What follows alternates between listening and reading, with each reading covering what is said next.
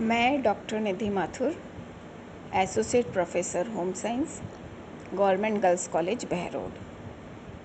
आज का हमारा टॉपिक है क्रियात्मक विकास या गत्यात्मक विकास या मोटर डेवलपमेंट। आपको पता ही है कि जन्म के समय जो शिशु होता है वो एक मात्र जैविकी प्राणी के रूप में होता है। मतलब वह बिल्कुल असहाय होता है, बलहीन होता है और अपनी हर क्रिया को करने के लिए या अपनी हर ज़रूरत को पूरी करने के लिए वह दूसरों पर निर्भर रहता है। जैसे उसको हमने शिशु को अगर किसी जगह लेटा दिया है तो वो उसी स्थिति में लेटा रहता है, स्वयं अपनी स्थिति नहीं बदल सकता। यानी जन्म के समय उसके जो जितने भी अंग हैं उनका जो संचालन है वो निरर्थक और उद्देश्यहीन होता है। लेकिन जन्म के कुछ समय पश्चात वह धीरे धीरे अपनी आँखें खोलने लगता है, बंद करने लगता है। और अगर अपन उसके लिप्स को या होठों को स्पर्श करें तो वो मुंह खोल लेता है और फिर बंद कर लेता है। थोड़ी बहुत वो बाहें या टांगें हिला लेता है। लेकिन ये जो सारे एक्टिविटीज़ हैं ये सब लक्ष्यहीन होती हैं और निरर्थक होती हैं। लेकिन जन्म के बाद जब शिशु की जो भी सेंसेस हैं, ज्ञानेंद्रियां हैं, वो डेवलप होने लगती हैं तो उसकी सजगता व चेतनता में वृद्धि हो जाती है, जिससे कि वह अपने आसपास के वातावरण के प्रति बहुत सजग या अलर्ट हो जाता है और उसकी जो भी एक्टिविटीज़ हैं वो अब सारहीन नहीं रहती, बल्कि कोई ना कोई उनका पर्पस होता है। और फलस्वरूप जो उसकी मांसपेशियों की गति कोई लक्ष्य के अंतर्गत कार्य करने लगती है। और जैसे जैसे उसकी एज बढ़ती है यानी शारीरिक विकास में परिपक्वता आती है, बालक की मांसपेशियों की गति में भी नियंत्रण के साथ साथ एक एकीकरण सा होने लगता है। यानी जो क्रियात्मक विकास है उसका वो स्टार्ट हो जाता है। क्रियात्मक विकास से क्या मतलब है? क्रियात्मक विकास का मतलब है बालक के अंदर जो भी क्रियात्मक क्षमताएं जो होती हैं उसकी और जो क्रियात्मक कौशल होते हैं उनका डेवलपमेंट। यही मोटर डेवलपमेंट है या क्रियात्मक विकास है या गत्यात्मक विकास है।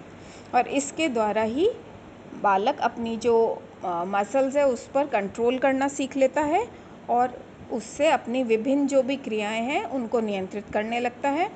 और जिससे कि जन्म के बाद जो भी क्रियाएं जो हम कह रहे हैं कि अनिश्चित है, अनियंत्रित होती है, उस पर धीरे धीरे से नियंत्रण आ जाता है। और जो क्रियात्मक विकास को हम गत्यात्मक योग्यता का विकास भी कहते हैं।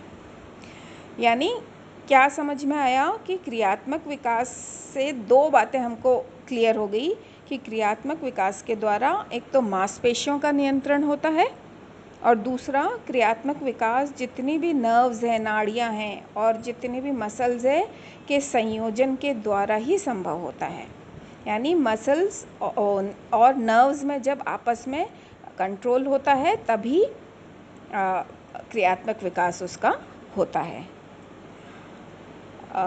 गैरिसन ने कुछ स्टडीज़ करी थी, अध्ययन करा, तो उसने ये चीज़ें निकाली कि जो क्रियात्मक विकास है उस पर मैच्योरिटी और लर्निंग दोनों का प्रभाव पड़ता है। यानी परिपक्वता का और अधिगम दोनों का प्रभाव पड़ता है कि जब तक कि मसल्स या जो मांसपेशियां हैं वो परिपक्व नहीं होंगी तब तक क्रियात्मक विकास प्रारंभ नहीं होगा।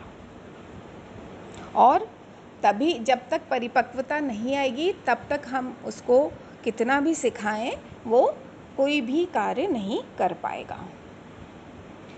फिर प्राथमिक और जो जटिल क्रियात्मक कौशल हैं वो सब अभ्यास के द्वारा आते हैं। उनमें कुशलता अभ्यास के द्वारा ही आती है कि जितना ज़्यादा प्रैक्टिस करेगा शिशु एक कार्य को उतनी जल्दी उस क्रिया में या उस कौशल में उसको कुशलता प्राप्त होगी। फिर है कि शिक्षण का भी बहुत महत्व है। हम जितना अच्छे से, जितने तरीके से शिशु को हम सिखा पाएंगे उतना ही उसका क्रियात्मक विकास अच्छा होगा। और क्रियात्मक जो कौशल है उसका विकास वृद्धि चक्र के अनुसार होता है। जो हमने कहा था कि शुरुआत में बहुत तीव्र ग्रोथ रेट रहती है, फिर थोड़ी कम होती है, फिर तेज़ होती है, फिर धीरे होती है। तो ग्रोथ रेट के, ग्रोथ साइकिल के अनुसार ही उसका क्रियात्मक कौशल विकसित होते हैं। फिर शैशवावस्था तथा जो पूर्व बाल्यावस्था होती है, उसमें जो क्रियात्मक विकास है उस पर बाहरी कारकों का प्रभाव पड़ता है। बाहरी कारक कौन से? कि क्या वातावरण मिल रहा है उसको, सीखने के कितने अवसर मिल रहे हैं, और उसको कितने कौशल नए सिखाए जा रहे हैं, उसके अनुसार ही वो क्रियात्मक विकास को सफलतापूर्वक कर पाता है। कुछ क्रियात्मक जो कौशल हैं वो बालक और बालिकाओं में उसकी क्षमता समान होती है और कुछ में नहीं।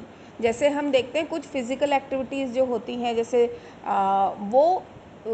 उसमें जो लड़के होते हैं वो ज़्यादा कौशल होते हैं और कुछ में लड़कियां ज़्यादा कौशल होती है। हालांकि ये जो विभिन्नता है वो 3 वर्ष की आयु तक तो करीब करीब समान ही होता है कि दोनों, जो बालक हो चाहे बालिका हो, वो एक प्रकार की क्रियाएं करते हैं।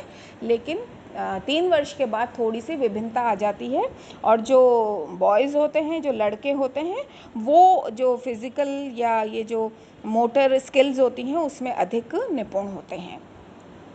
फिर जब हम क्रियात्मक विकास की बात करते हैं तो क्रियात्मक योग्यताओं के अनुसार हम इसको 2 में विभाजित कर सकते हैं, जैसे स्थूल गतिविधियां और सूक्ष्म क्रियात्मक कौशल। स्थूल गतिविधियां यानी जिसके अंदर की स्थूल अंग प्रयोग में आ रहे हैं, जैसे बैठना हुआ, चलना हुआ, तैरना हुआ, दौड़ना हुआ, फेंकना, इस तरह की जो भी गतिविधियां हैं जिसमें अधिकांश शरीर का अंग प्रयोग होता है, उसे हम कहते हैं स्थूल गतिविधियां। और जन्म के बाद जो प्रारंभिक 4 से 5 साल होते हैं उसमें जो जितनी भी इस तरह की स्थूल एक्टिविटीज़ हैं उनका विकास बहुत ही तीव्रता से होता है। और फिर दूसरी है सूक्ष्म क्रियात्मक योग्यताएं। सूक्ष्म क्रियात्मक कौशल कौन से हैं? जैसे पकड़ना, कोई पेन पकड़ना हुआ या चम्मच पकड़ना हुआ या कुछ भी, या लिखना हुआ, ड्राइंग करना हुआ, कुछ खेलना हुआ, या खिलौनों का कोई प्रयोग कर रहा है, कोई उपकरण प्रयोग कर रहा है। तो इन क्रियाओं को करने में बहुत सारी मांसपेशियों का ढंग से संयोजन, उचित संयोजन करना पड़ता है ना। तो ये वाली जो एक्टिविटीज़ हैं जो सूक्ष्म है या माइनर मोटर स्किल्स जो होती हैं, इनका विकास शैशवावस्था के बाद ही होता है, क्योंकि उस समय तक ही जाकर मांसपेशियों में नियंत्रण अच्छे से आता है, और नर्वस और जो ये मांसपेशियों का जो आपसी समीकरण है वो उस अवस्था तक ही पूर्ण होता है। तो तब जाकर हमारे शिशुओं के अंदर ये जो माइनर मोटर स्किल्स हैं वो डेवलप हो पाती हैं। फिर है कि क्रियात्मक जो विकास है उसमें ये देखा जाता है कि विभिन्न विशेषताएं जो कि सभी बच्चों में समान रूप से पाई जाती हैं कुछ, लेकिन फिर भी कुछ ना कुछ विशेषताएं होती है। जैसे कि एक निश्चित क्रम का अनुसरण होता है इसमें, है ना। जैसे जो हमने पहले 2 नियम पढ़े थे, मस्तकाधोमुखी विकास क्रम की सेफेलोकॉर्डल, और दूसरा निकट दूर विकास क्रम की, पहले ऊपर से नीचे की तरफ होगा, फिर उसके बाद और निकट से दूर वाले में कि पहले मध्य भाग से क्रियात्मक विकास प्रारंभ होके दूर की तरफ जाएगा। जैसे हम सेफेलोकॉर्डल की बात करें तो शिशु को पेट के बल अगर हम लिटा देते हैं तो सबसे पहले वो क्या करता है, अपना सिर ऊपर करता है, फिर मुंह और गर्दन को ऊपर उठाता है, और धीरे धीरे फिर वो धड़ और पेट को उठाने लगता है।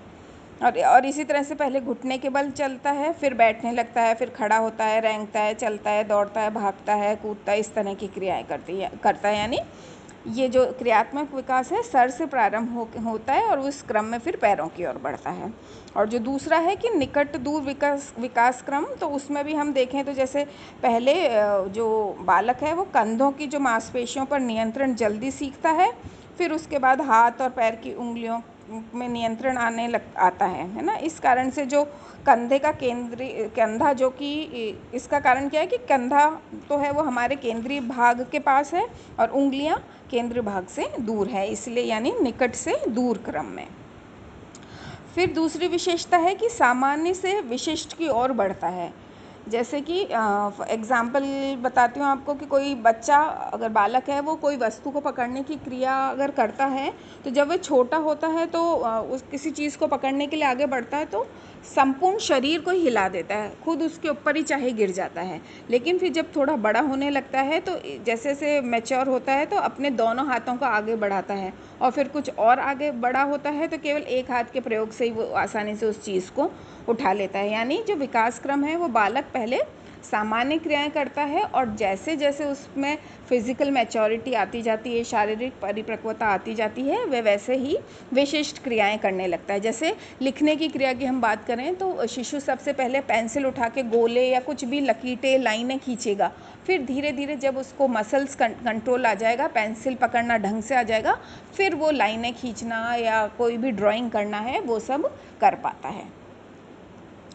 फिर तीसरी विशेषता है कि पहले बड़ी मांसपेशियाँ फिर छोटी मांसपेशियाँ विकसित होती हैं, है ना।